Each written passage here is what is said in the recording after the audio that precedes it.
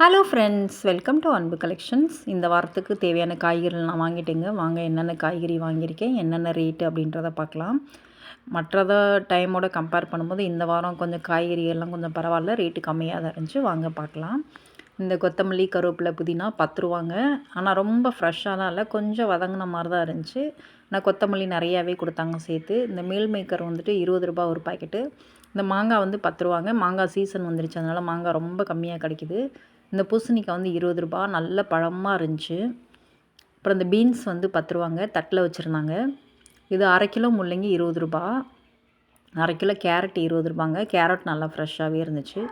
இந்த வெள்ளை பூசணிக்காய் வந்துட்டு 20 ரூபா 1/2 கிலோ.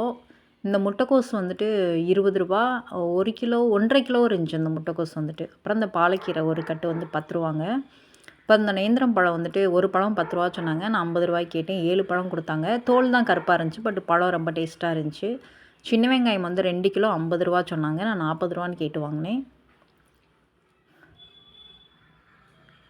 அவ்வளோதாங்க, இவ்வளோ தான் வாங்கினேன். வீடியோ பிடிச்சா லைக் பண்ணுங்கள், ஷேர் பண்ணுங்கள், சப்ஸ்கிரைப் பண்ணுங்கள். உங்கள் ஊரில் என்ன ரேட்டுன்னு சொல்லுங்கள். தேங்க்யூ.